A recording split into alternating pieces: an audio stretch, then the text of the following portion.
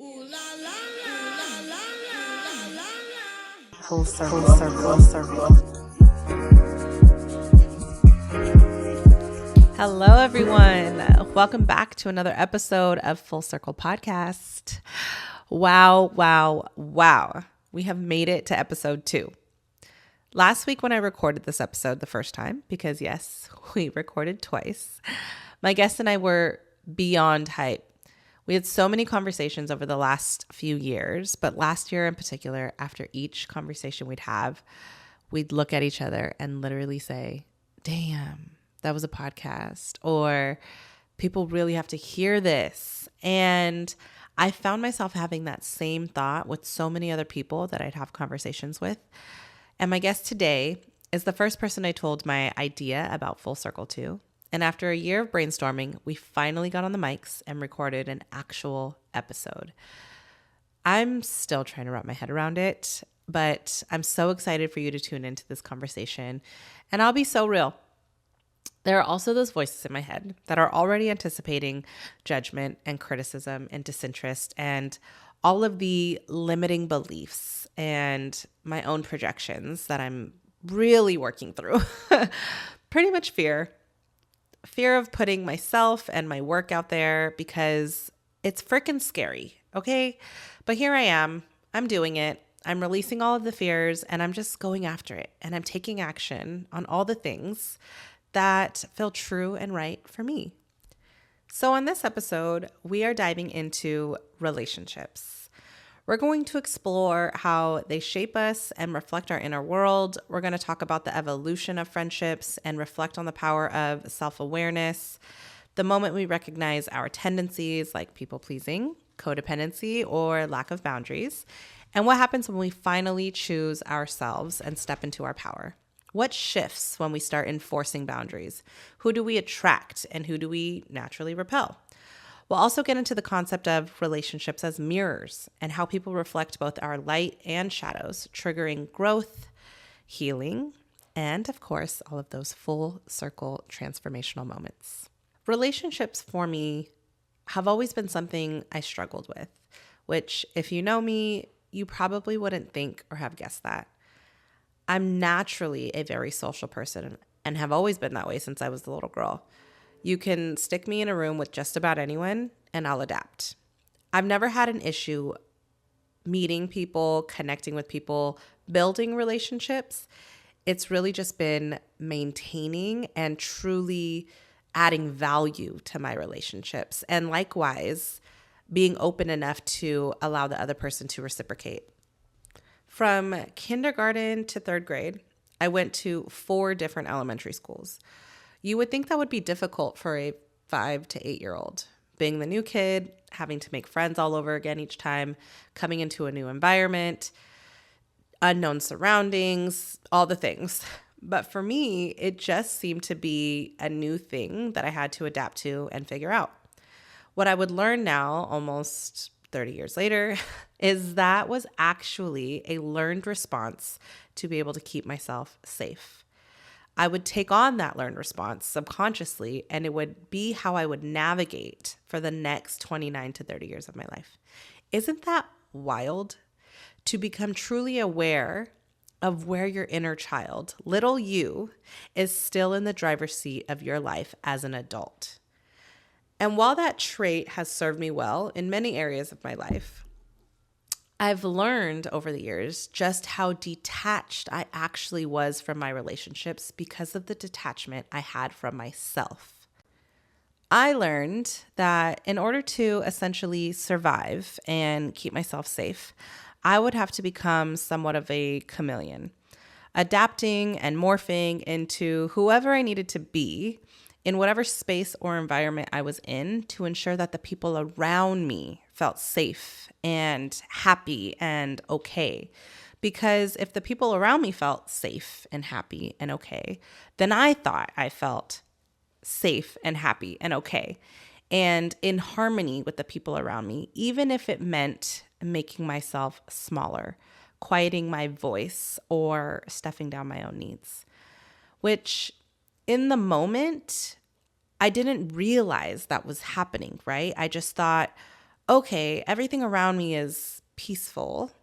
Even if I didn't truly feel peace in me, it was like a mental thing where I was like, everything around me is happy and joyful and all the things. So I must be feeling happy and joyful and all the things. Interestingly enough, my outer world reflected quite the opposite. In public, you would never guess that was happening in my inner world. I'm known as the social butterfly, always looked to as a leader, always had friends, always picked to be team captain and leadership roles, the team player, the person who is always going to rally people up. That is a core part of who I am. But the detachment from myself that I had within my close relationships prevented me from truly showing up as me or even being able to ask myself or assess if the relationships around me were even truly for me, because I had no concept of boundaries. I didn't know what my needs were. I also had a deep shadow and wound around abandonment and being alone. In short, self-sacrifice does not equal meaningful or authentic relationships, to put it simply. And this podcast is more than just a podcast for me. Not only am I showing up in service, but I'm also creating a space for myself and for others to manifest meaningful connections and relationships. And for me, even more so with women, I had a deep core mother wound that I've been unpacking over the last 5 to 7 years, truly trying to understand the core of my triggers, my avoidant attachment style, the way I communicated in the past, projected, became defensive, why I would shut down or freeze or even flee certain relationships altogether. And I've just been having to learn and rewire parts of my brain to be able to release the shame and guilt I've carried for so long. And not only forgiving myself, but also allowing myself grace for how I treated my friendships with women in the past. And also understanding that I just didn't know better. I didn't have the tools. I didn't have the awareness. I would question all the time, why am I not able to connect to other women? Why is it so easy for me to just write friendships off when it actually felt meaningful to me? Why do I feel like I can't fully open up? Why don't I put more effort? Like, why do I feel so closed off? The list of questions can go on. And when it came to women, I learned that if I did get close to someone, I'd flee or sabotage in some way because I was afraid of them leaving or abandoning me first. And it wasn't until I truly looked myself in the mirror, really became open and curious about what was being reflected back at me, and asking myself, what am I doing? How am I showing up that may or may not be contributing to the lack of? How can I show up differently? What kind of friend do I want to be? What do I even desire out of my friendships or close relationships in general? And it's pretty simple. We can't attract the things that we feel separated from. We have to show up and be the person that we want to attract. When we can be intentional and focus on ourselves, our own healing, honoring our own needs, honing in on our boundaries, fully living in our own truths, only then can we begin to naturally attract who and what is for us. So, before we drop into this episode, be sure to hit the subscribe button wherever you're listening to this podcast. That is the best way to stay up to date on the latest episodes. I'm also working on putting this in video format on YouTube. However, in the meantime, you can still listen on YouTube, likewise on Spotify and Apple Podcasts. This is the best way to stay connected with current and future conversations, and also allows the podcast to reach more people. So hit the subscribe button so I can keep flowing with you in all future conversations. Now, let's drop into this one. Full circle. Okay, everyone. I have my very first guest here. Flowing with me today is not only someone I get to lead and collaborate with daily in our 9 to 5, but is also a very dear friend of mine. I mentioned already that he's the first person I told my idea about the podcast to, and many of our conversations that we had last year truly contributed to the evolution of Full Circle. He is extremely insightful, has a huge heart, is constantly striving for growth, and really is the epitome of the jack of all trades. Everyone meet Ray. Wow. Yeah. What's good, y'all? Thank you, La, for that wonderful introduction. I am so hyped right now after that introduction. But before I get into anything, first and foremost, I have to say thank you for having me. I'm truly humbled to be a part of this journey.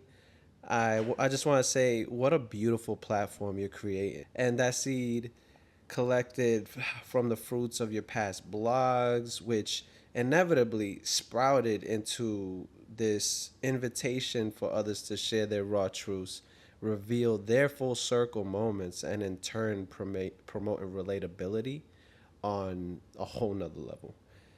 Witnessing this platform blossom into a network of meaningful and intrinsic conversations is going to be so dope. And I am so incredibly proud of your commitment to make this a reality and utilize your ability to reach souls in such an altruistic way. Wow, thank you. Thank you. Now I'm just as hyped. Let's get That's it. okay. It's going to be a good one. I feel like I need to like have my robe on with the hood and just be like coming out real quick with the In the smoke red blowing. corner. So I'm beyond happy to have you on. And before we jump into all the really juicy good stuff, I would love to hear about your most recent full circle moment. Wow.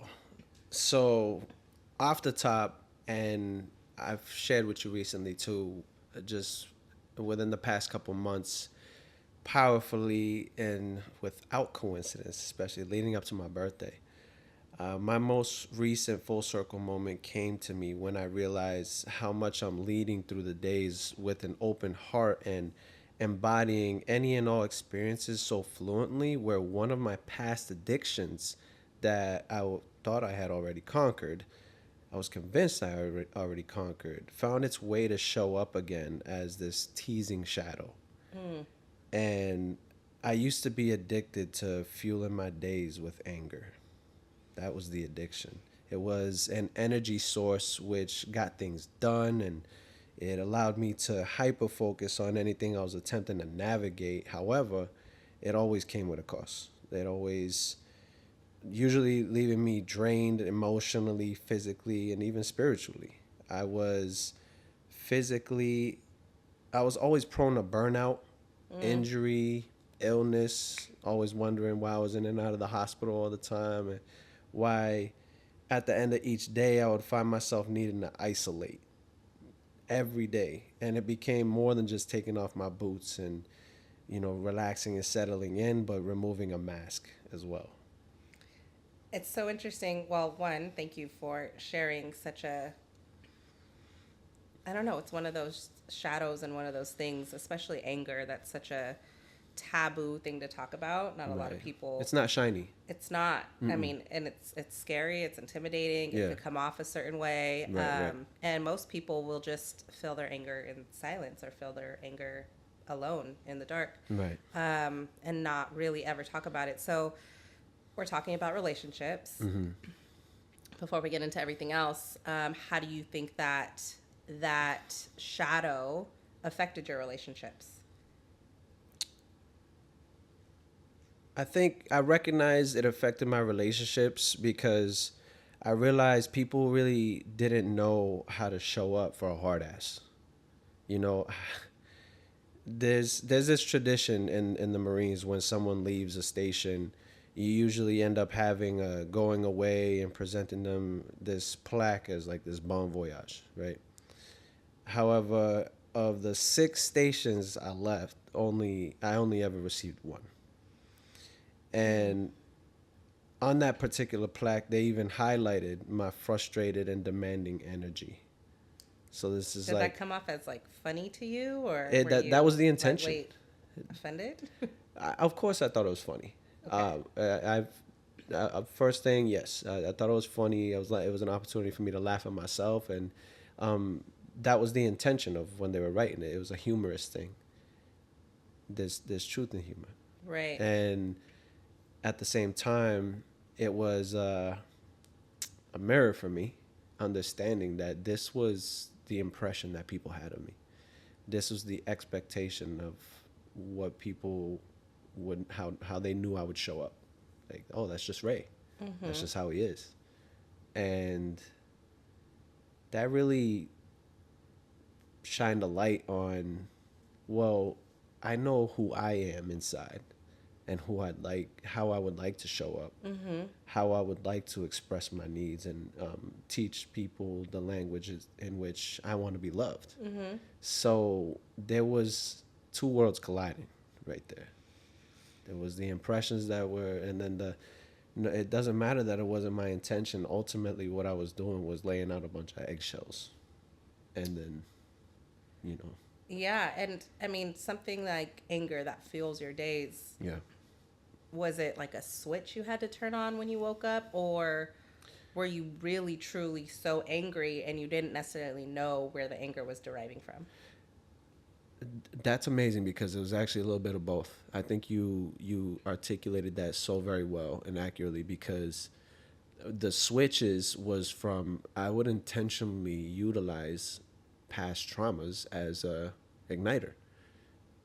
I would intentionally be aware of certain things that I encountered from in the past that were I was fueling my inner critic and I was letting my inner critic go, just talk crap, and go, oh, like in the little of all things, anything I was doing, like, oh yeah, that's how you feel. You think you could sit down, and you think, and just those sorts of things, and then yeah, just understanding that as long as I keep talking to myself in that way, that's what's gonna push me, and that was my way of convincing myself that's how I'm gonna get better, and that's how I'm gonna grow. It was not healthy. Sheesh. It was not healthy. Yeah.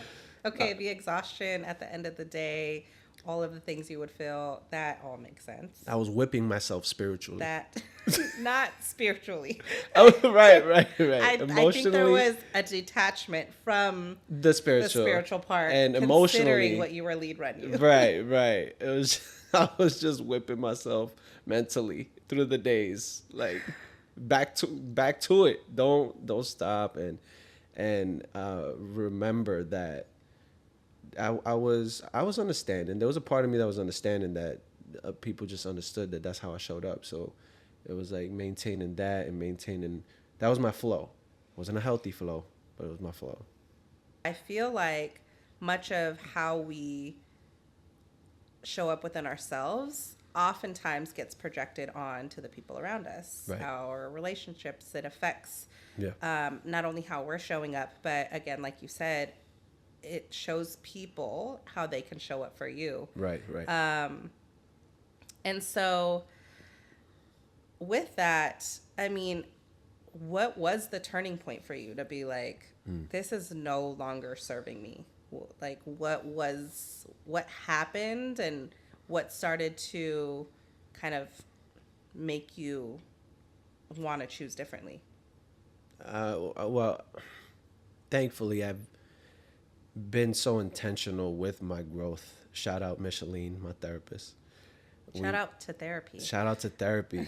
All the plugs, and just quickly covering that you don't need the hardest of traumas to go seek therapy. If you're just seeking to better yourself overall, maybe you are doing good and you want to do better. It's just a safe workspace, internal workspace to sharpen, all areas of your life. So for me, wanting to be intentional about my growth, wanting to find healthier ways, the little Ray, the childhood version of Ray, always believed like life isn't like this all the time. You're not going to convince me that it's like this all the time, you know. And it wasn't just through the bad, it was through the good too. Like, I understood that there was always a next, and that there's it could always be better.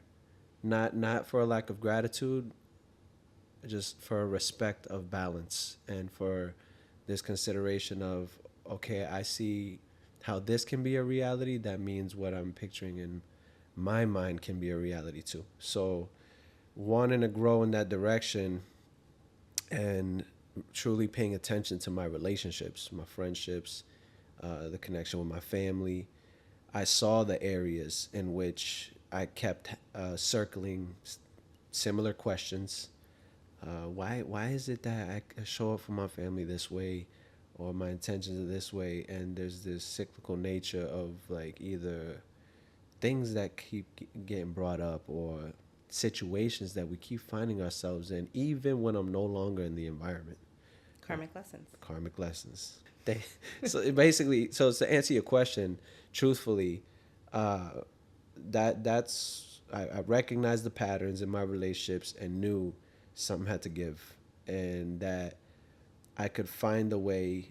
With the work that Micheline and I were doing, we were finding ways in which she was just so good at prompting the right questions and helping me understand that there's always an option to choose there's another option, instead of, going to how you've always reacted, how you've always responded. That there's an opportunity that when you find yourself in that similar situation the next time, choose a different path. And practicing it before you're in this situation is ultimately what's going to set you up better, whether it's the tools, whether it's creating certain habits and thought process before you're triggered, before you're in the moment. You're much more better prepared. So, and I wanted that, because the truth is, I wanted a healthier way for my mother and I to have a relationship. For my brothers and I just always wanted to find a way to show up best, to where I wasn't just a good example, I was also a good example for myself. And I can believe that. And then understanding that I don't have to operate just operating, just functioning by my definition of a man, my definition of what I think I'm supposed to be, and all this stuff. Finding a healthy way to communicate, hey, I actually don't like that. I don't like this. Boundaries, Okay. And learning what that actually means, how to lay them down in a healthy way, and understanding the enforcement of them moving forward is not to self-sacrifice. It also comes with a deep level of acceptance, allowance, appreciation, affection. You are loving others when you set boundaries, because you're letting them know, like, how to love you. That's part of the love language. So that's ultimately what it was. And I just wanted to live more, feel more, and not, resort to feeling the need to walk around so hard all the time. So you labeled this, how you filled your days, you labeled it as an addiction. Yes. So there was a certain level of awareness that you had of how you showed up every day. Right. So at some point, you also had to recognize, okay, I no longer want to operate in this way. Yes. And if I've been operating in this way, I know it's had an effect on the people around me. Yes. When you decided to choose differently, was there any point in time where you went to any of your relationships and had a very, almost like holding yourself accountable? Like, I hate to compare it to this, but people in AA, they go through the steps, right? Yes. And then they have to go back to all the people that they affected or hurt, and in some way apologize and say, I understand how I affected you, this, that, the other. Was there any level of having those conversations with the people in your life at the time, or did they ever come to you and say, I really just don't like how I'm being treated, or why do you have to show up in this way, or any questions like that made you, that sparked something also? Honestly, all the above, and you're right. It is like AA in a sense. I read this book, "Don't Bite the Hook" by Pima Chodron. Sorry if I'm butchering her name. That's she. A lot of good literature and great information, but "Don't Bite the Hook" is what ultimately that plus the work with Micheline to see that this was an addiction. It was because there was at times it felt good. It did. At times it felt good. It felt like a release. Well, because I could also use that energy in the gym. Feeling strong, feeling powerful, all the things that in the gym, that's an appropriate setting for that.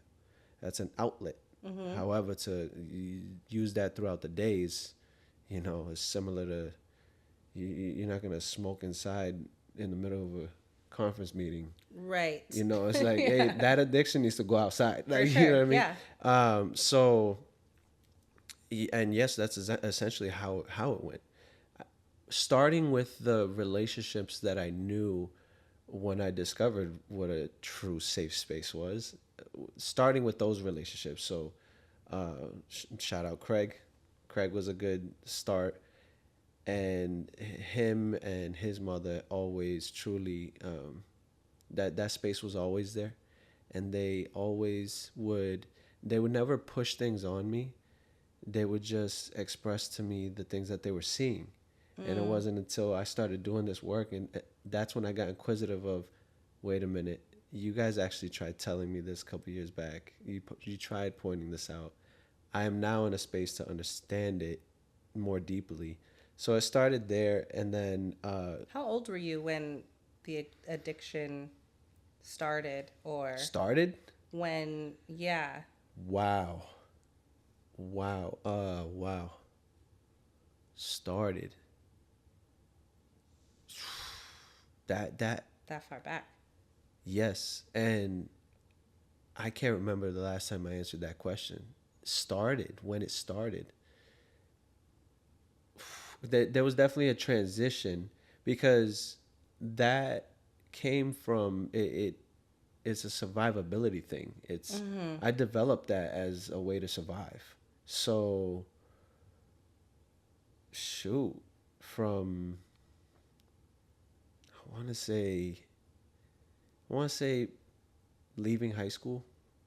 Okay. Leaving high school, or during high school, through that time, a lot of things happened. Then we don't gotta open that can of worms, but yeah, it was around that time frame. Wow, I can't remember the last time I got asked when it started, but yeah, that's ultimately when I just came up with this way of surviving and operating.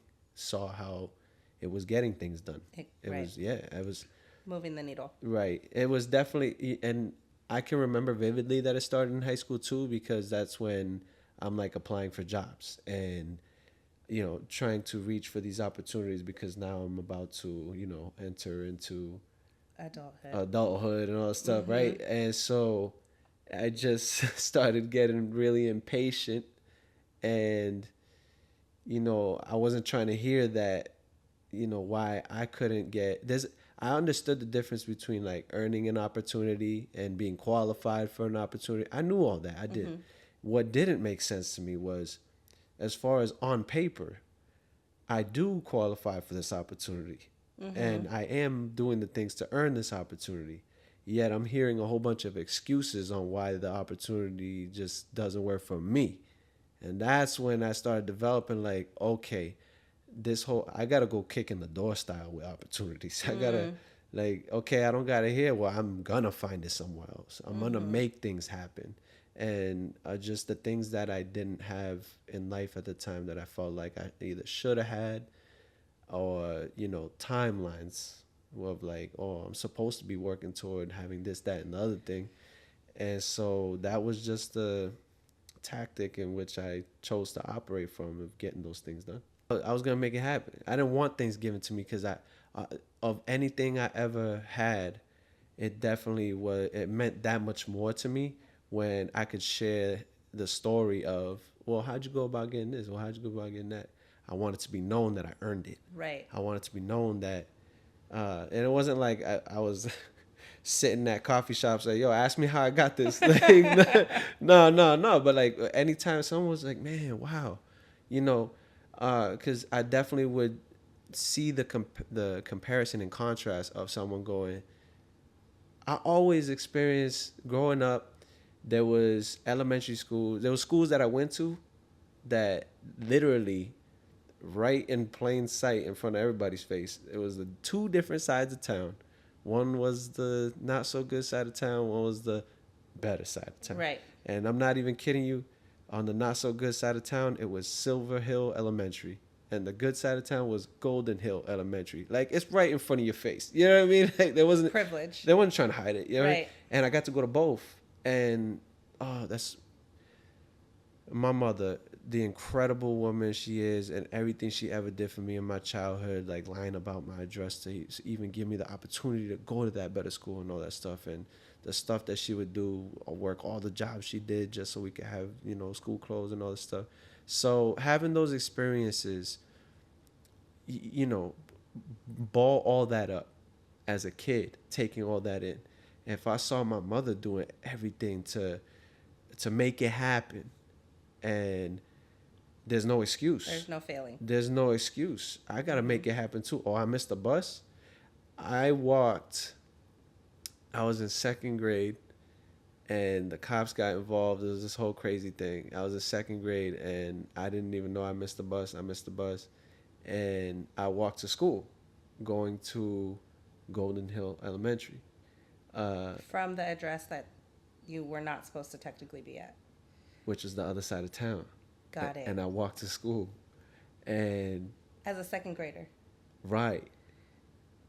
And so, but I got to school. However, I got to school late, and they saw that I was just walking in across the parking lot by myself. And then, however, everything was cool. It was just like they wanted to make sure my mother was aware and all this stuff. Right.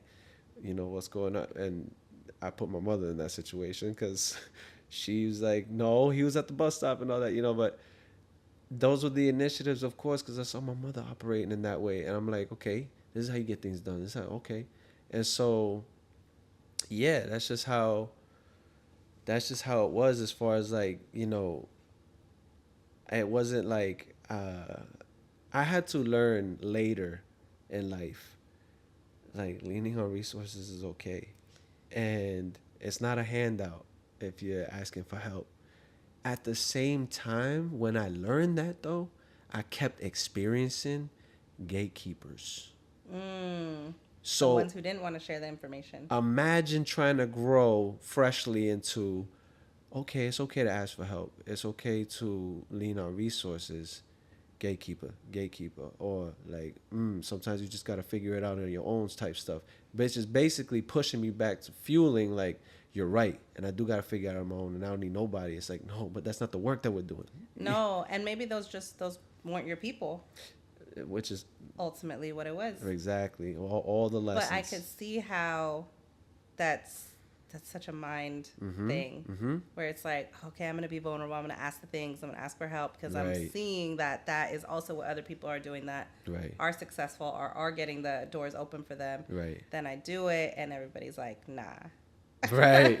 So you're like, wait, okay, let me go back to the other way, which is 100% harder, but it's going to get done. Exactly. I'm a youngin' too, so this is before therapy, or what I knew therapy truly was. You know what I'm saying? So, yeah, no, you're right. So you make the decision to start choosing differently, actively in different moments and different situations. Triggers are happening, things are coming up, and you're like, no, I'm not going to choose anger. I'm going to choose differently. Yes. As you started to make those choices, did you see how or what effect that had on your relationships, and also just things in your life that maybe you had been desiring or wanting? Did you see other doors start to open for you when you started to choose differently? Yes. And that's when I started feeling physically in certain moments of me trying to practice that level of vulnerability and awareness. I would literally, in moments, feel like, say someone, whatever job I was working, they came to me, what I would consider at the time, they coming to me sideways. That was the way I was seeing it. Your perception of things. My perception. Because of what was happening internally for you. Exactly. Mm-hmm. And I would start catching that because I was paying closer attention. And paying closer attention, I'm like, I'm really tempted to be bothered by this right now. I'm really tempted to be... And even at the beginning stages of this, I didn't realize, like, oh, by the way, feeling that's okay. Feeling that is revealing something. It's revealing where you need to work. Right. I didn't know that. I just knew, I'm catching the fact that I don't like your face right now. All of a sudden, and then so doing that work, it was difficult, of course. And so seeing in that moment, I saw what would happen with my relationships when I would, let's call it a slip up. I would feed into it. Go, you know what? I'm gonna lash back. I'm gonna say something witty, or I'm gonna say something that's gonna leave you like, with, your foot in your mouth kind of thing. However, it's gonna make you turn around and walk away. Boom, negative impact on that relationship. Now, when I would exercise the healthier reactions of those transactions, I would always feel proud and better, and like, okay, so as long as I'm willing and open to, all right, I understand that there was this temptation for that to bother me or something, I'm going to address that outside of this transaction. In this transaction, I'm going to keep it on what's objective and what's real.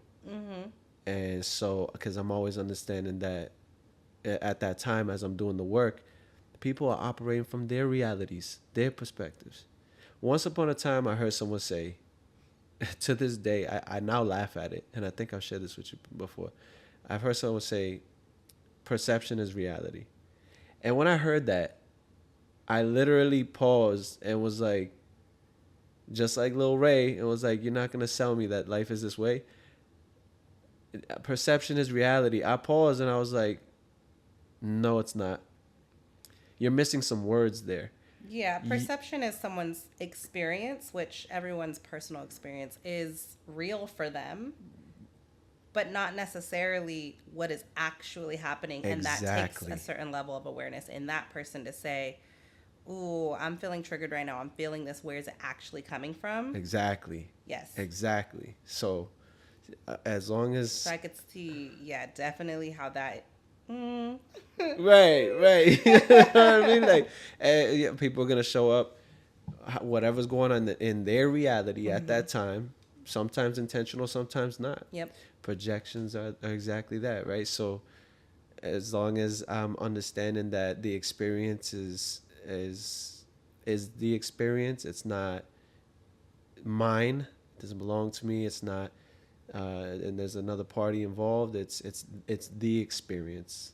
Honoring that person's experience. Okay, I could see how you could feel that way. Yep. Let's talk about it. Exactly. But it does take two to be able to say, let's talk about it. Exactly. Yeah. That awareness, self-awareness to go, let me not be selfish and giving I'm going to honor myself. I'm not going to disregard what I'm feeling, or that there's this temptation or trigger to be bothered. I'm just going to focus on the experience and be inquisitive.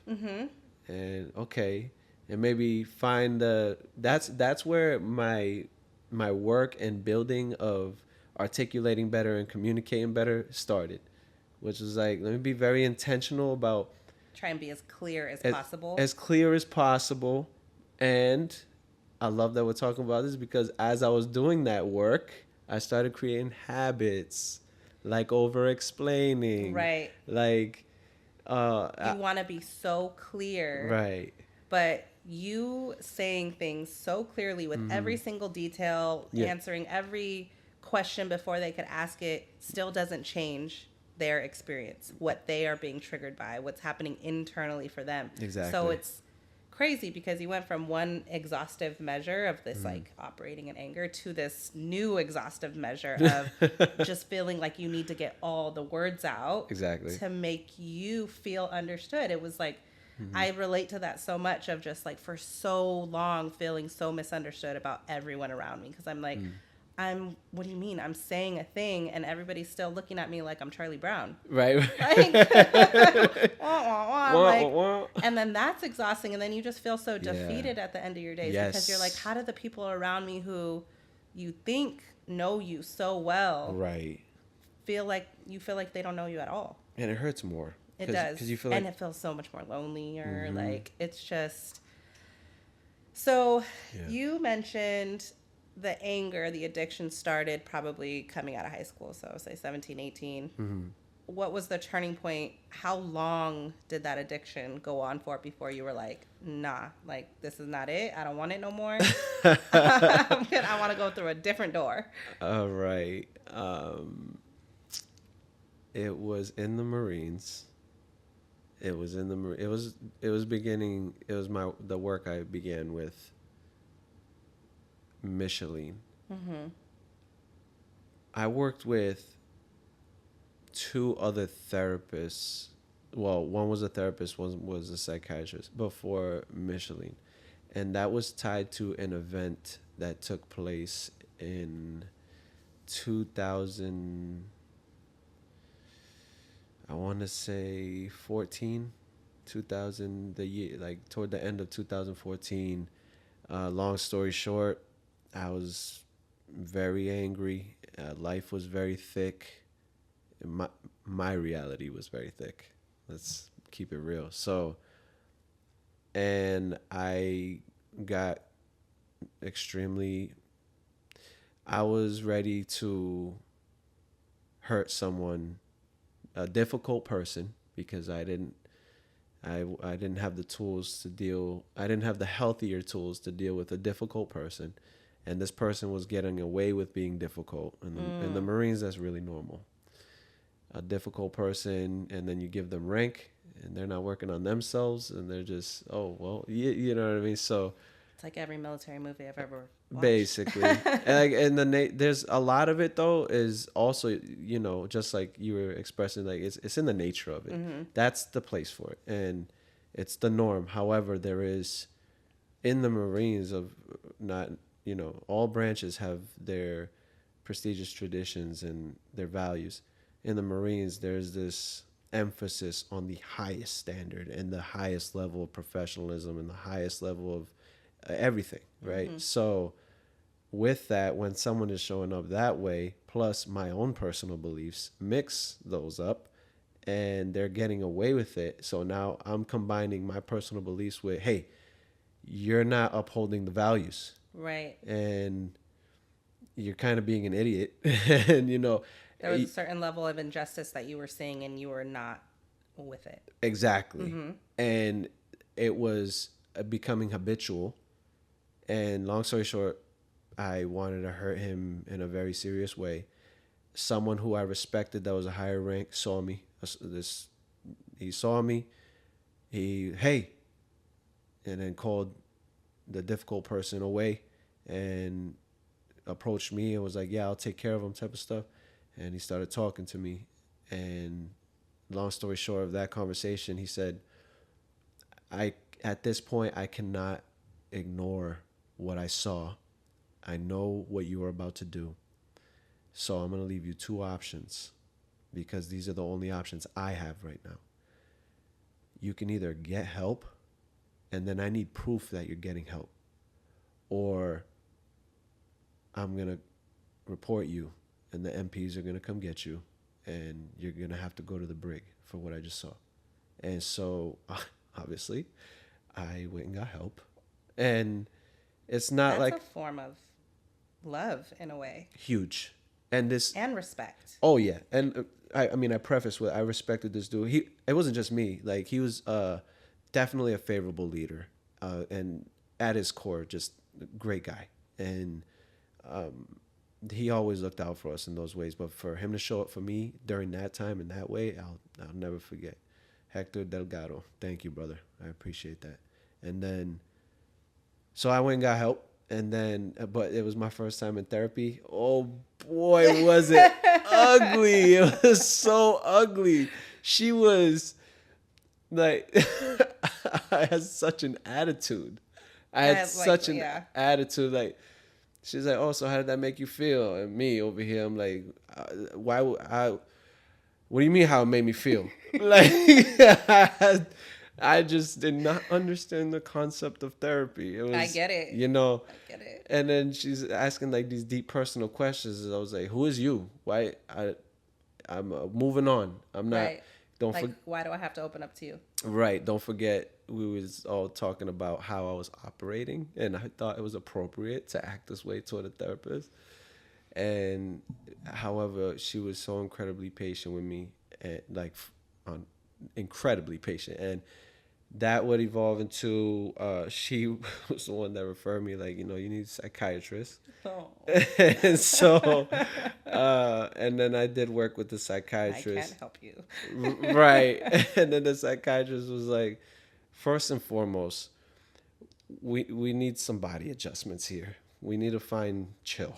Okay? We need to find where you need to build your understanding of peace. Like, where's your sense of calm? Right. Did you have any idea of what that even looked like or felt like, or I were found you it. in touch with any level of calm? I was calm when I was having a good time. I was calm when I was around people I felt safe with being truly me, that I can smile and laugh with from the heart organically.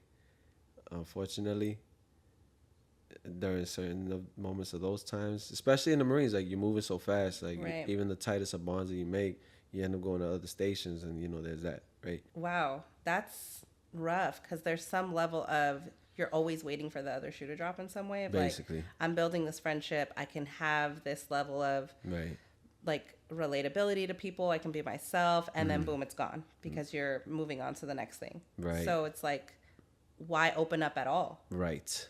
Right. And a lot of people would actually function in that way. A lot of people would, you would be like, hey man, you're cool and us or whatever, and they just, So you close yourself off they more. they and close more themselves each time. off, Yeah. like, and just focus on themselves, which is it's good. It can serve you.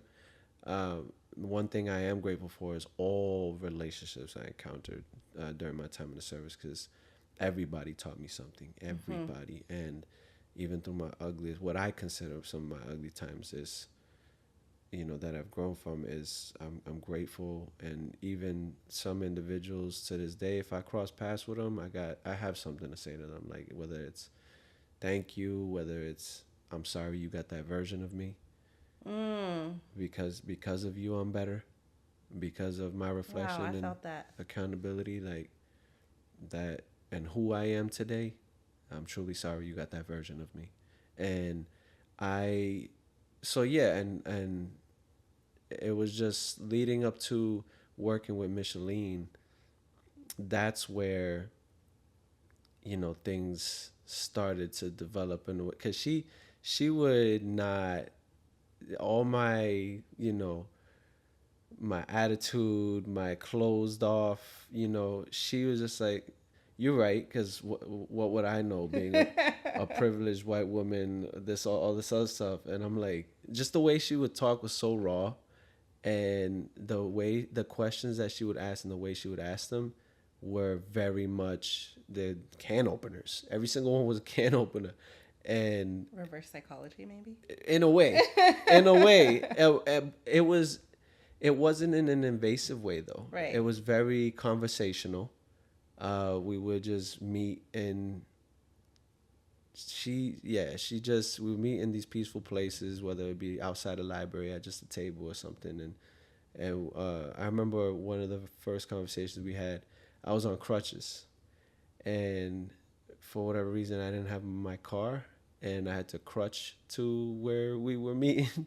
So yeah, I was the crab ass. I was like, what I mean? I just crutched here. I got a bad attitude, I'm in pain. I'm walking here. Yeah. So, and but she was not once ever. She's been so incredibly consistent with just the grace that there's always been this bubble of that she would put around us, of like, it's cool for you to feel defensive. It's cool for you to feel like you don't want to open up. I'm just gonna put the mirrors and pictures in front of you of, this is the mirror to show you what you're looking like when you're looking at this picture and what your actual reactions are, right? So, because how do you know what you actually look like when you're inquisitive about something? How often do you reflect on maybe your body language? Your body language will literally open up, maybe your eyebrows raise when you get asked the right questions, or when you're given certain perspectives, and when they hold the mirror up and go, see, you just did this when I said that. She was very keen on body language. Everything. And I can see, too, you mentioned, like, she took you out of the typical therapist office. Yes. So she changed your environment. She found Every ways time. that, okay, maybe this will help them feel a little bit more at ease. And each time your shoulders dropped or your eyebrows dropped or she saw you take a deep breath, she's like, okay, I'm getting somewhere. Wow. As you say that, I'm now, years later, I'm learning that she was actually showing me, by the way, this is how a healthy relationship grows. Wow, that's crazy. Right. Yeah, no, she was doing exactly that. And She was creating a safe environment a safe environment to go toe to toe with myself, a safe environment to where even there were times that I was probably in a mood or something, and I projected to her, and just the way that she would handle it would turn me back to me, and just offering that shift of perspective without forcing it. She never forced anything. It was always like, that there's an opportunity to look at it this way. Or she always would keep it light in the way of like, I'm over here being tight, hard, and frustrated, and she'd find just the right for crack in the shield to make it funny. And then now I'm laughing at myself, and now I'm like, okay, similar to how many times we've shared like, hey, the trainer was like, relax your face. Oh my gosh, in Pilates. Relax relax your eyebrows. I'm like, I didn't even know I was doing that. You're clenching your jaw again. Right. Stop. Everybody's like working on their stance and form. Your face, fix it. So, yeah, it's crazy. That's the interesting thing about relationships, right? Because you just mentioned I would come at her sometimes with the craziest attitude I'd project onto her. And she had the ability, mind you, a therapist does. They know what they're walking into with people. Right. They have the ability to understand that, well, one, she knows for a fact that this is not about me. Exactly. But imagine flipping that and putting yourself into a space with someone else that you have a relationship with. You come in, you project onto them. Does that person have the ability to say, this is not about me? Right. And I'm not going to project back. I'm not going to get in the ring and go toe-to-toe with you because, I don't like how I'm being spoken to. Right. There's still a level of that person being able to set a boundary and say, I don't really like how I'm being spoken to right now, and I know this is not about me. Right. And I want to hold space for you. I want to understand. And then there's the other side of maybe that person lacks self-awareness. And so they're taking your actions personally. They don't know how to remove themselves. They don't know how to effectively communicate and hold space for you. Therefore, you don't feel like you have a safe space to truly open up and express what you're feeling. That's why it's called the work. It's not easy. And then and it always takes two. It always takes two. And I truly feel a lot of relationships struggle with that, of just having this level of awareness of, okay, I'm coming in here, I have a bad attitude. And maybe you have a bad attitude and you come in and you're like, I really am not in a good mood right now. Right. Like that takes a certain level of self-awareness it to does. say, hey, I'm just getting home from work. Like I'm really not in a good mood right now. Give me X amount of time to decompress. And then if you're open to it, I'd love to share it with you. Right. The level of awareness, with relationships, the level in which you want to show up for yourself is ultimately, as you know, the level in which you have the capacity to show up for others. So that, and there's so many different areas of where there's like this scale of balance, because yes, the capacity in which you can show up for yourself is the capacity in which you can show up for others. And then there's others, or sometimes yourself, that maybe sometimes you're showing up only for yourself and not enough for others, and then vice versa. But that takes the other person to say, hey, I have these needs. Right. And it takes effective communication on both, and self-awareness on both parts to say, maybe you are being extremely selfish. Right. And you're only operating in this like me mode. Exactly. Well, if the other person, be it your mom, your best friend, your wife, like whatever that is, Yeah. if the other person is truly feeling like, hey, I'm being left in the dark here, that person needs to have a level of self-awareness to come to you and say, I have these needs that are not being met. And that takes you holding a safe space enough for them to be able to come to you and be vulnerable and say like, I have these needs and I'm just feeling like XYZ. Right. And then you being open enough to say, I hear you. Exactly. And I want to do something differently, or thank you so much for bringing that to me, or whatever that looks like. Right. It's a breath of fresh air when someone who's doing the deep work on themselves feels heard And seen. And held. And also just knowing that for all of your close relationships, like everybody is doing their own level of self-worth. As far as my opinion goes, like I feel like, how do you have meaningful relationships if the people in your life aren't also working on themselves? Right. And when we're talking about that, we're also respecting journeys here. 100%. We're respecting journeys. And what if there was always in the past, I used to have this fear of like making the right decision, right? Until I grew to learn, what if it's less about right or wrong decisions, and what if it's the decisions I've made is how it's supposed to go, because that's just how it is. And so this FOMO of, what if I chose differently back then? What if I made a better? Your path was already written. It was, and your life would be so different right now. 100%. And the way that you developed and grew your experiences. So basically, what you're pondering is a life that's not yours. Mm-hmm. And so to truly love yourself on the deepest level, to respect your journey, respect your work, respect the journey and work of others. And you said it's so beautifully too. It's just having that openness, receptiveness to go, hey, imagine you're in a situation with someone, whether that be your partner or whoever, your friend, and you go, I'm having trouble loving myself right now. Like have the vulnerability and openness to go, today or in this moment right now, and be honest with you, I'm afraid I might project to you because I'm having a little bit difficult to be loving myself right now. I'm gonna work on it. I don't need you to do that work because it's mine. Mm-hmm. Like right? It's achievable to be able to communicate in that way. Yes. I would say, like in the grand scheme of things, like we're juggling so much. If you have kids, if you have a job, if you have all the things, sometimes we don't get enough sleep. Sometimes we're not eating enough. Right. So when we are operating at our most optimal levels, we can effectively communicate at probably 120%.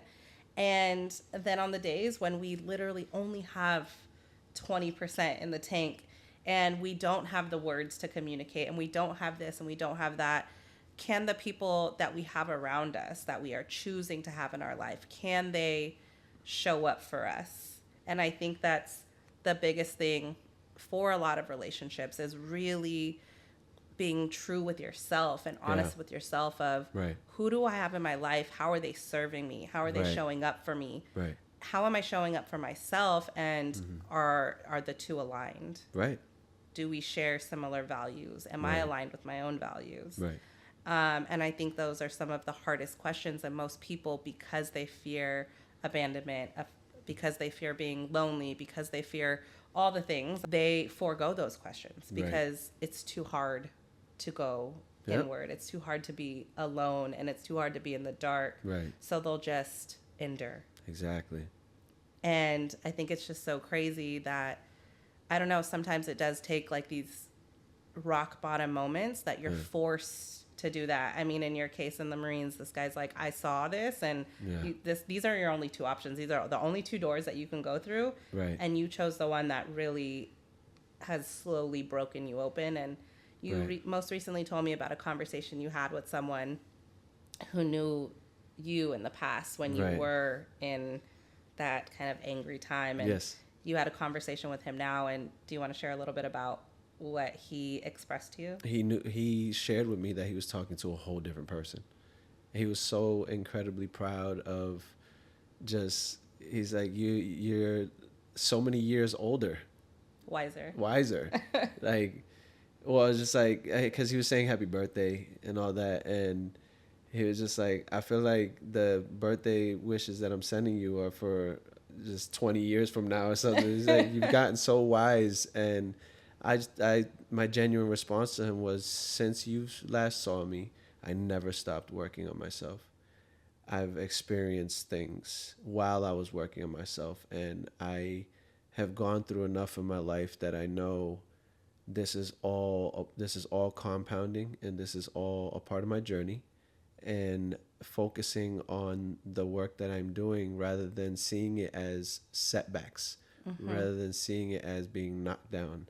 I've shared with you my perspective on the whole rock bottom theory. There's always rocks at the bottom.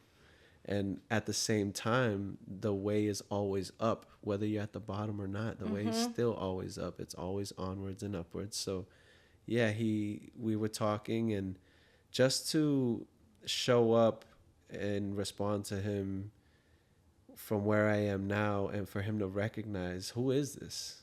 This is awesome. I love that, not just as a mirror for me to pat myself on the back. Good job. And for him to show love, to applaud me and my work. It also was, and timing, right? Timing is a beautiful thing.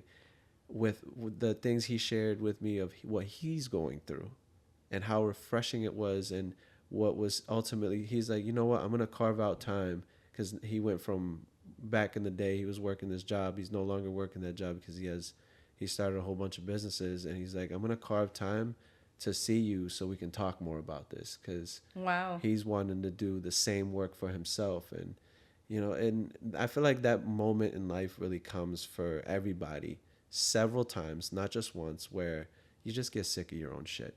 You get sick of chasing your tail, wondering, why do these things keep happening? That you're forced to look in the mirror. Those are your full circle Because moments. it's not ever about anyone else, and Yeah. just choosing, like you said, like, life can't be like this all the time. No. And we have the option every single day to be more aware and to choose differently. Right. And now, for the last 2 years, Yeah. you and I have been working together. Yes. Yeah, I was working construction. I get this call from you where you're like, hey, I have this opportunity. It was actually kind of a joke. I didn't even realize at the time. But I'm working construction. Everything I had going on. I was transitioning out of the Marines. I just had a daughter. Things were not all the things that I was setting in place, that, checking the boxes, paying my responsibility tax, as far as like putting foundations together for myself, my family, and to be, looking for a career path and a new direction and all these things. Doing all that, and the adversity and challenges I was facing were not normal. Just navigating through all the adversities while transitioning out, while Transitioning into fatherhood. and a lot of transitions at the same time. 100%. And I thought it was a good. I'm like, you know what else too? I'm gonna get a dog. Yeah, I was like, bring it on. That's crazy. Bring it on.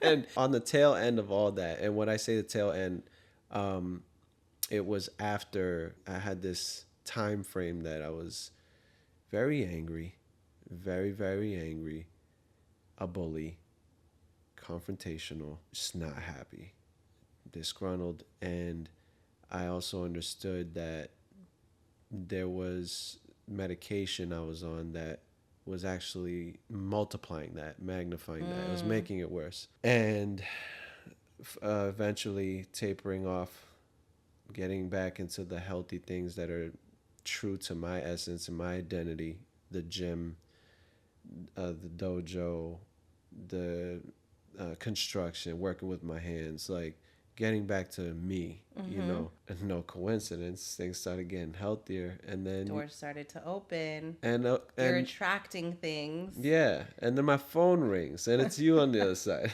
I remember asking you not that long ago, actually, a couple months ago, like, what was your actual first impression of working with me? Like, what was your perception? Right.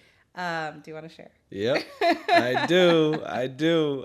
So I feel like just with me coming from Temecula and just being down, like, all right, yeah, let's get it. I think that was the beginning of you truly beginning to learn. Oh, he's down, like for real. And I did the first impressions, first reactions.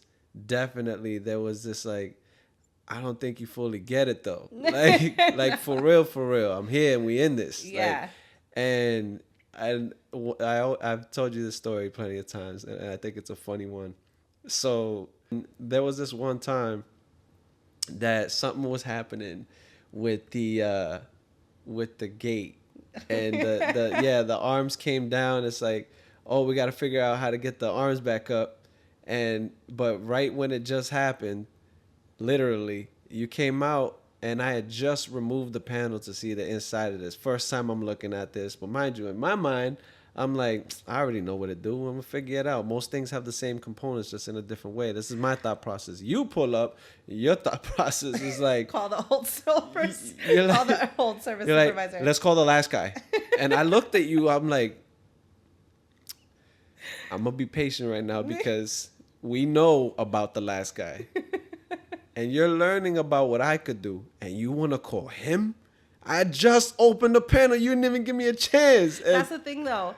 I saw your resume. One thing about me is not that I never thought I could depend on people, but naturally I've just always had to figure it out and get it done. Same. And so it was not that you had to prove anything to me, but it's like I had to see it for myself of like, oh, okay, he actually knows how to handle stuff. Right. And that it comes with like the level of communication you had with me and the way you over-explained things, the way you gave me all the details of things. And we would have conversations at work where I'm like, yeah, but get to the point. I get all the things, but like, did it get done? Like, does this need to happen? I felt the need to educate you, not just communicate to you what I did, how I did it. And this is how it gets done.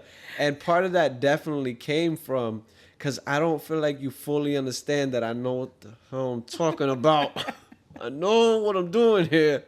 And I'm sorry that you're used to people just not knowing what the hell they're doing, but like, yeah, so basically this is what I did, and this is how I know how to do it. So it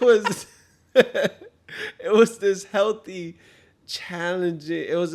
That is where things started growing because we were both figuring each other out. Like, hold up. But like really, truly invested in learning, okay, this is how he's communicating, or this is how he communicates. And that's also where I think the foundation of trust started to build. Of like, neither of us taking things personally when I was a little bit darty or a little bit like, no, do it this way. We were both subconsciously, I think, not as intentional, but subconsciously open and receptive. This opportunity came up for this brand new shiny lease up, still under construction. And I was like, wow, we've been killing it this last year. Our communication got it just grew exponentially. We had a really great working relationship, and I can communicate. And sometimes I'd be like, oh, this has to happen. You're like, it's already done. And that was also like shifting something in my brain because I'm like, oh, this is what it feels like to have support. This is what this feels like to have this. And I started to become more aware of where things were lacking in other areas. It was light bulbs started to go off. So we moved to this next project, which we both know when we're going to commit to something, it's like, no, we're going to see this through and it's going to be successful. I think the intention with you coming on was this is a big deal. What this building entails, like we really need to be in tune. The level of communication we need to have. I really do feel like working alongside and leading with someone requires a lot of intentional work, just like any other meaningful relationship in our lives. But it's truly like a partnership, especially for something of this magnitude and how well we like to do in our careers and our jobs and how much we want to excel. I do believe that it requires like learning each other, the leadership styles, the way we communicate, how we receive feedback, and essentially like what is needed, our own needs, us being able to communicate to each other what our needs are in order to perform at our best. How do we set the stage for high performance?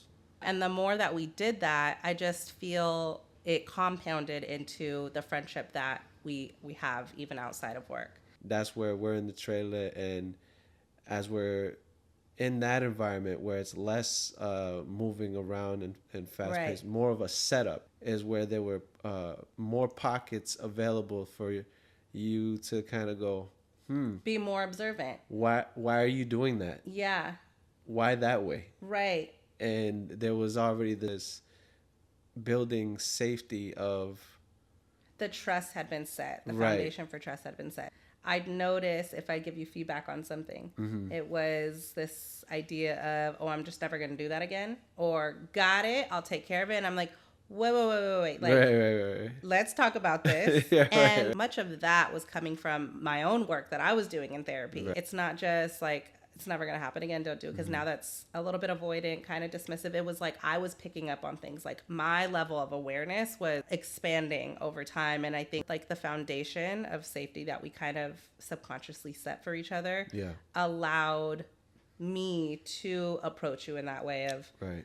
but also speak your language in a way that you sometimes would still be like kind of deflective of like what do you mean, or I'm not doing that, but then you would take a step back and be like, huh, Right. That's, well, yeah. say more, I guess. Right. Like I'd take a beat on that. I'd definitely marinate on it, and then as we were talking about, just being intentional of like, there's got to be a truth there. Let me not, especially coming from you, don't take it personal. Take it, it's love. It's like, hey, I see your intention on how you're trying to show up, the evolution of how you're trying to show up. So I'm interested to why you feel that showing up this way serves you. Right. And that's how I was seeing it. And I was, so. But I was truly curious. Right. Like it wasn't that I was just trying to get you to do a thing. Like I was truly Right. I really want to understand this right now.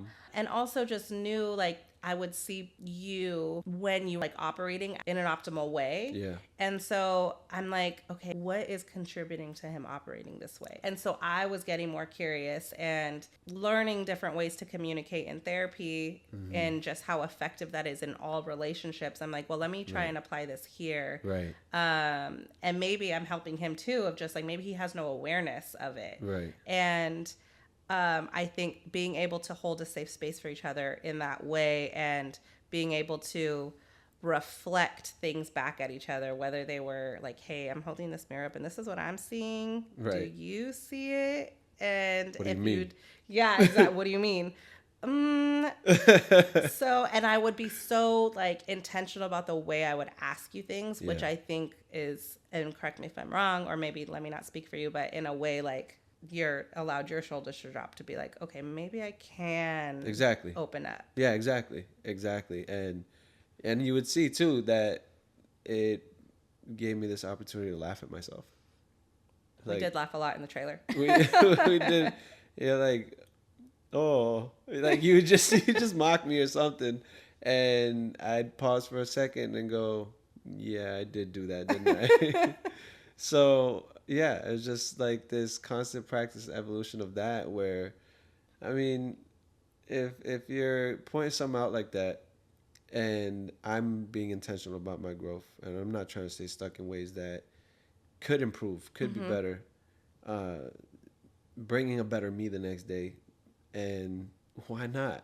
It just welcome that, and especially in that format is healthy. For sure, yeah. So, it would often be that too. Like even if you didn't have anything to say in the moment when I was bringing something to you, the next day, it was like you would kind of reflect on it, and the next day you would bring it up of like, I see what you were saying. Yeah, right. And I see like when and so then that was like really cool for me because I'm like, wow, like I'm actually learning something in therapy. I'm putting things into practice, and so it was like we were building each other in a way without really knowing that we were doing that. And I think in our ability to do that, I've just not only call each other out on some of the nuanced things, our isms, as you like to call it, but also we were starting to notice like, wow, she really excels here. How do I pour into that? Exactly. Because we were just, again, the mission was to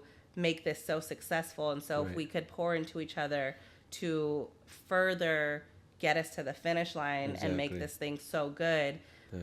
And I feel like that translates so much into relationships outside of work. Absolutely. And how are we pouring into those relationships? And do we have a safe space to be ourselves? Do we have a safe space to communicate our needs? Do we have a safe space to just be who we are at our core?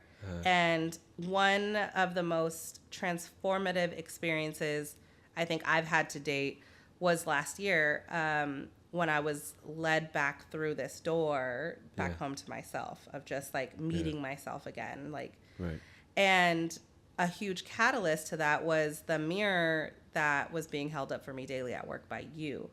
And I didn't even, as it was happening, I didn't know what was happening. I think I just had this idea, or I just started to notice like conversations we'd have, and I'd kind of take a step back after and be like, where did that even come from? Or like we would just be like laughing and joking, and I'm like, damn, that was actually really funny. Like, how did I think of that? Or just like my wittiness was coming back. Like certain things were coming out of me that I would go back to therapy, and she'd ask me like, so how are things? And I'm like, well, it's really interesting because I don't really know what's happening with me right now, but I like it. And she's like, okay, tell me more. And so it was around April of last year that I was having these sessions and laughing again, feeling sharper, feeling more creative, feeling just like in my role at work, I was just walking around differently. And what she helped me see was that, well, it sounds like Ray has been holding up a mirror for you and reflecting back at you just like all the positive things that have always been in you. All the things that maybe you haven't been in touch with, maybe have been suppressed. That was just like deer in the headlights moment of just like, what do you mean? All of that kind of sparked this whole other journey of just questions. Like I just had so many questions after that. If this is who I am at my core, what have I been operating as? And the more I noticed of like what that mirror was reflected back at me, the more aware I became of how I wasn't able to show up as that version of myself in many other places, in many other relationships. And okay, well, why can't I show up this way and with other people? And I thought I was. But then it just became so blatantly transparent that I wasn't, of walking on eggshells or muting myself in a way, like quieting myself. And then I was this other person that was able to operate and adapt to my environment in whatever way it needed me to. Like the year would go on and I'd be like, no, I don't want this. It's not even that I didn't want it. I no longer could operate that way. And you knew too much. Way too much. It was like I woke up and I was like, oh shit. I think for me, the mirror has been showing me more and more now where I am feeling and registering and processing and allowing and accepting and seeing that teasing shadow come up. I think it's serving as this, not so much as just a reminder, but also like, okay, you remember me? Now, if I sit next to you, or if I, as your shadow, if I follow you, now what are you going to do with me? Now, how are you going to navigate knowing that I'm trying to exist again? Whether I was having an off day and it was exactly that, I just wasn't showing up as my usual self, and I was maybe projecting out of character. And those mirrors going, what are you doing? Where do you need to, where's there the accountability to go? The track that you were on that was serving your highest self, you're kind of veering off a little bit. And that mirror showed me that there were lingering elements that I was not pouring into. That I needed to pour into so that I could better pour into myself, that I can, at this new stage of my life, use better quality materials to build a foundation that I can organically live from, not operate, not survive, like just live and experience and do. So When I had those off days and we talked, where it's like, what's going on, and honestly, we wouldn't even. I don't think the conversations had to get deep. It was just like you would leave me with this question, or some bullet points, and I would ponder on them, reflect on them, with the intention of, yeah, truthfully, whatever that was, I didn't like it either, and Right. I don't know who that was, And that's because what a mirror is. that's what a mirror is. And so that was one of the most recent ones that really guided me back to, or guided me forward further onto the path of continuing building that foundation, and registering that if that shadow wanted to come up, it was a test to go, oh, you're this version of your higher self now. Are you sure? Are you sure? Right. Right. So, and it was actually refreshing, because it felt good to go, yeah, you don't fit no more. You don't. There's no room for you. You once. Yeah, well, that's interesting, because I think you were gonna say that at one not that long ago. Actually, you said like that shadow could still serve a purpose when he's needed. Yeah. And now most recently, Yeah. I don't know, 3 months later, Yeah. I'm hearing a different perspective of, nah, he actually is like, I'm good without him. Yeah. Yeah. Seriously, I've outgrown it. I used to think that, no, he works for me now. Right. I've conquered him, and he still exists inside me, but he works for me now. And it's like that I could tap into that energy source as needed. No, it just doesn't serve you. No, you don't. A recovering alcoholic doesn't take shots. Right. You know what I mean? Like, we don't.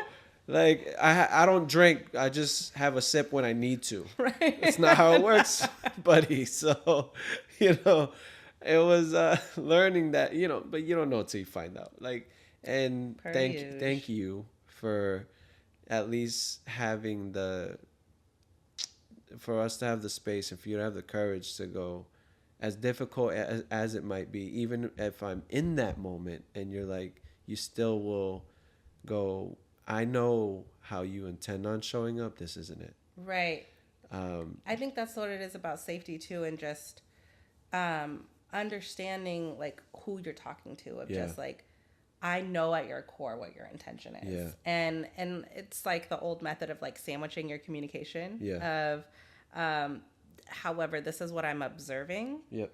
And I think the thing about mirrors too, positive or negative, no matter who's holding them up for you, is being curious. Yeah. And I think when I've observed things, that's what my approach was with you, of just being curious. I would just ask you questions. Yeah. You would say something and be like, well, what does that mean? And then you would say something and be like, well, why?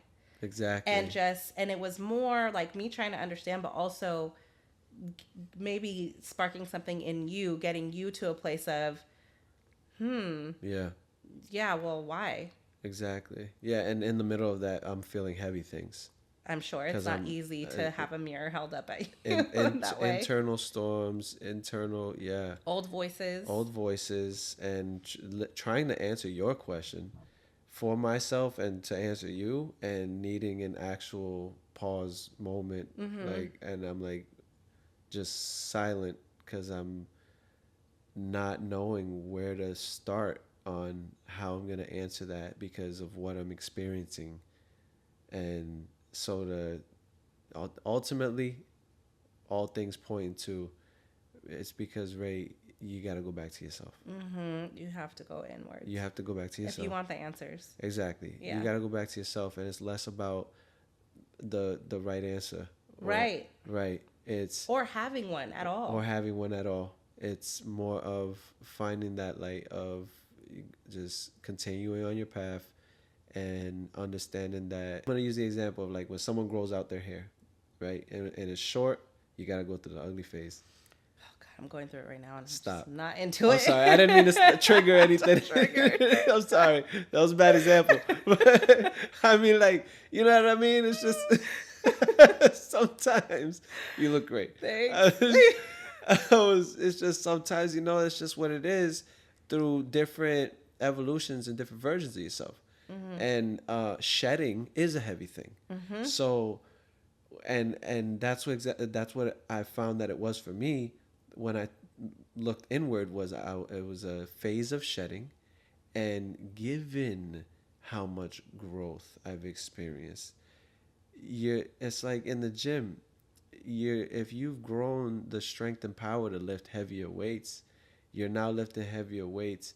It doesn't The heavier weights are heavy, Right. Right. but you're strong enough, Right. and you've done the work to, like, okay, I can lift this, but this is heavy. Yeah. So on a spiritual, emotional level of, like, working on yourself and going inward, you're doing that spiritual exercise, and you could be trying to do that while you're exhausted, whether that be physically, whether that be mentally, Right. so I'm trying to lift this heavy spiritual weight, but I'm tired.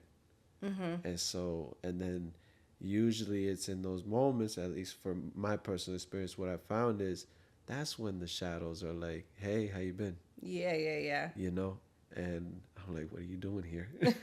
But that's the thing too, is that the more work you do, the more curious you get. Exactly. So, okay, someone's holding up a positive mirror for you. Yeah. Wait, where did that come from? What does that mean? Right. How can I, like, show up in that way more? Yeah. What about it is making me feel good? Someone holds up a negative mirror for you, then you still have that urge to go deeper. You still have that urge to say, well, damn, it's, again, less about the answers, but, like, what is that making me feel? Yeah. Where is that coming from? How deeply rooted is it? Exactly. What triggered it? Was it a word? Was it? And you just ask yourself more questions. And something that I've found so extremely powerful, I thought there was only, for whatever reason, one way of meditating, until, like, one of my last therapy sessions. I was like, I just have been feeling lately like I'm not able to, like, drop in and, like, I just have so many thoughts and so many questions. I'm doing this like, wrong. well, just ask the questions. Yeah. And I was like, she's like, there's so many ways to meditate. And then you know how much I love Sahara Rose. Yes. She also broke down a way of, a form of meditating in that similar manner of just sitting with yourself, asking a question, answering it, allowing yourself to ask a question from that answer, and then just continuing to go until you find intuitively, oh, I get it. Right. But it does take that level of just curiosity. Yes. That I think is really what sparks that trail or that path to a full circle moment. Because then you're like, aha, I got it. Exactly. That's why it's also considered a form of self-love too, because you have to be loving to be that inquisitive, to ask yourself ultimately what could be raw questions, deep questions, when you're, diving inward like that. Right. So, and I think it's interesting too when you brought up positive things, because it could also come in the form of being curious when you're being complimented. Like, maybe someone says something to you that you don't always hear, and you don't know how to receive it because you haven't worked on that. Right. You haven't worked on receiving that positive thing, and it's new to you. And maybe there's still a shadow around that of feeling unworthy or undeserving. Exactly. Right. Which I felt that last year too. Actually, not even last year. I think in the last 2 months, I brought that to therapy, where I'm like, I'm receiving all this, like, positivity from people, which in some way I was attracting because I was starting, showing up with a new level of self-awareness, showing up in a way that felt true to me, like actually living my truth and attracting these things. And I'm hearing these things from people, telling her, as I'm hearing these things, like, I can't fully connect with it. Like, I'm on the surface, I'm like, oh, thank you so much. Like, I appreciate that. And I do, like, I have a deep level of appreciation, but I wasn't able to connect to the thing. And we went a little bit deeper. Why, like, where's that coming from? And, it went as far as maybe, like, some level of shame that I was still carrying. So that was not allowing me, it was like a wall to where I wasn't able to fully grasp what people were sharing with me. Right. So I love that you said that, because I fully connected to that. Yeah, the work is both ways. It's not just like, this was a negative experience or I'm feeling a negative thing. It's also when you're feeling positive things. So that way, because if you're applying work on the positive things too, imagine just how much more joy comes into your life, how much more grace comes into your life, how much more beautifully you can view things. That the same flower you keep seeing, but your appreciation for all things have grown so much, so now you're witnessing other details of it that you didn't see before. Right. Gosh, I love this conversation so much. We've talked about the triggers, the traumas, getting curious. And one thing that I think we touched on briefly was, I think, self-awareness in general. None of what we've spoken about, I think, could be possible without having a level of self-awareness, without having the ability to go inwards and really question ourselves and get curious and learn ourselves. Like, it's, when it comes to relationships, it's less about the other people and more about how we are showing up for ourselves. Exactly. One of the biggest things that I've learned in this last year was having to really understand not only how to set a boundary and like what my boundaries are, but more so like what my needs and my values are. And I think growing up, I always had like a very firm understanding of, oh, like my core values are family, are this, or that. And what I'm learning is that values actually evolve.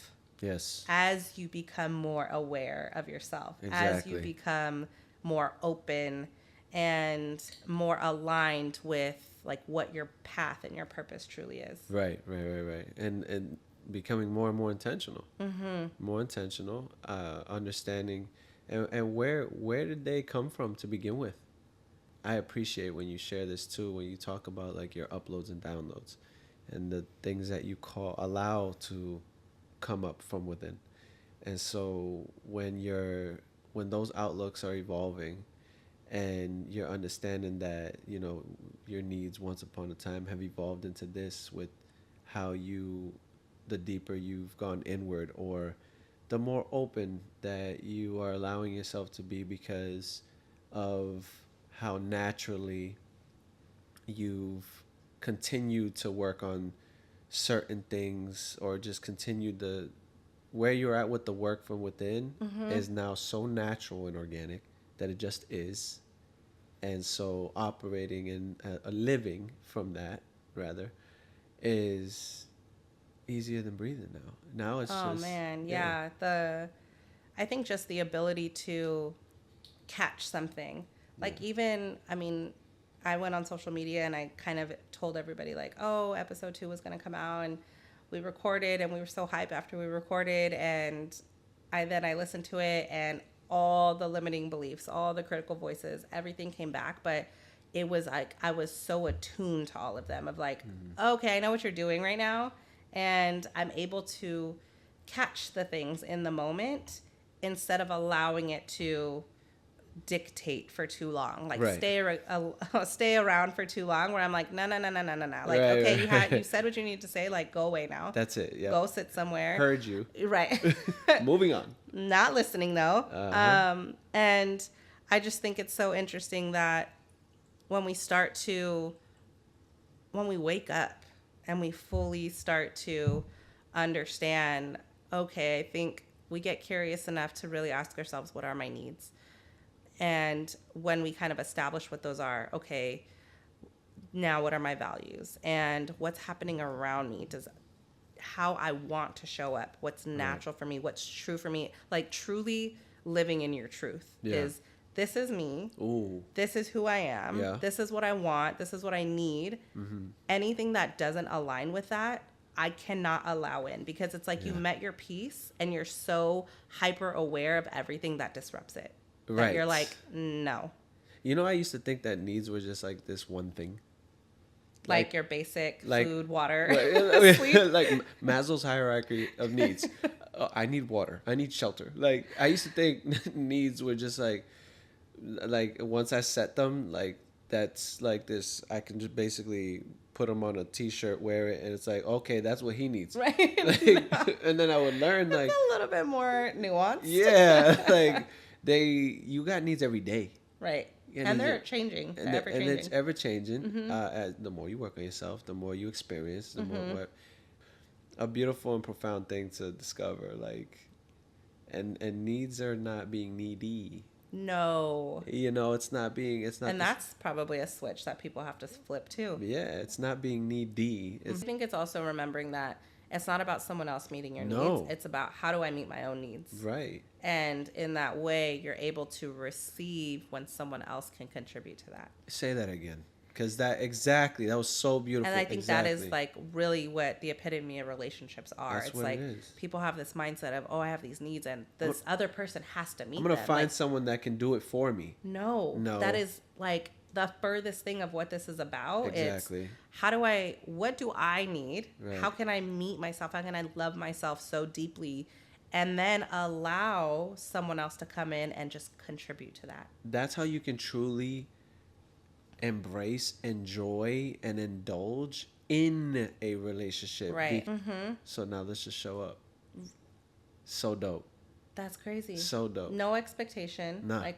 And I think that's truly what it's all about, where it all begins. Mm-hmm. If we want meaningful, impactful, loving relationships, like it all starts with you. But also, like, surrendering is not just surrendering from everything that I've learned and just am seeing, especially in my own experiences, like we have this idea and a certain level of control we want to have over our lives. And finally coming to the understanding that it's not in my control. Right. Like nothing other than me, how I want to show up, right. Nothing else is in my control. And knowing like whatever story I had in my head, whatever like I thought was going to happen, like release it. Right. And just allow what is supposed to be. And everything just has been exponentially like aligning for me. Imagine that. I just said like, okay, I'm just showing up and however universe, spirit, source you want me to be, like you guide me, you do the thing, and I'm just going to be along for the ride. Like, okay. I like it here. So I like it here. Yeah, right. That's a beautiful thing. And that is where you can just feel at the most heightened, and truly absorb your journey. You mentioned shedding, and just you see everything that people that don't serve you, things that don't serve you, habits that don't serve you, like things just start to fall off of you as you operate in this new way of truth and being and surrendering and honoring yourself. And I'm just seeing how that me pouring into myself, how that's been pouring into all of my relationships. And it's the most wild ride that I've ever been on. Because you bettered the relationship with yourself. What? What? I know. I know. So crazy. It's beautiful. It's beautiful. And going back to what you're creating here, it's a beautiful opportunity. You're continuing to build on the relationship with yourself and offering the voice of whatever they're navigating through. Whatever keeps coming up, maybe, just maybe, this is how you could listen to it. Wow. This episode, guys, was so much better. I just have to say, not that our first one wasn't. No. I'm still going to share bits and pieces from that because that was also extremely insightful. I think we truly just likewise in this episode spoke from the heart. Everything that is out there that has been said was meant to be said. Like we truly are speaking from our hearts, and I'm so appreciative that you were willing to record a second time, but also just so grateful for you to be sitting here with me today, and just I'm honored how much we've expanded over this for the last 12 months. Yeah. That's so crazy. So thank you. No, thank you. Thank you so much. I'm humbled and honored to be a part of this journey, and I'm so excited for all future episodes what other guests have to share, and congratulations. Thank you. And yeah. Everybody listening, take this to the core of your heart, peel it apart in whichever way that serves you, and like, share, subscribe, all the things. And it's truly an honor, and I think for the voice that you have and how you can touch others, this is a powerful movement. Wow, thank you so much. Thank you everyone for tuning in to this episode.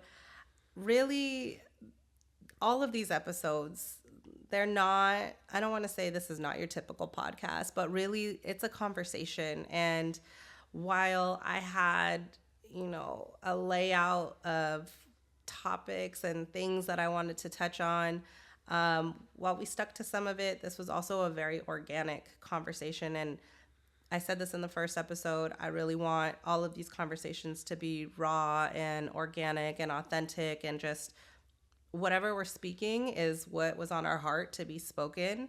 And I hope that it resonated with some people. And if it did, please share your feedback. If you have questions, if you have really anything, I want to know all the things. And I'm just so grateful to be in this space. I'm grateful to be here. I'm grateful that we have these mics and the opportunity to have this conversation. I can't believe we just wrapped our second episode. That is freaking wild. But if there are things that you want to do, if there's something that's on your heart, if there's something you feel called to, do it. Say it. Speak it out loud. Put it into the universe and, call it in, because truly what's meant for you is already yours. And it just takes you stepping into your power and knowing that you're worthy and that you can do all the things that your heart desires. And you just have to believe it. So if you feel called, if you want to be a part of this community, subscribe, follow, tell a friend, do all the things. I can't wait to flow with you again soon, and we'll see you in the next episode. Full circle.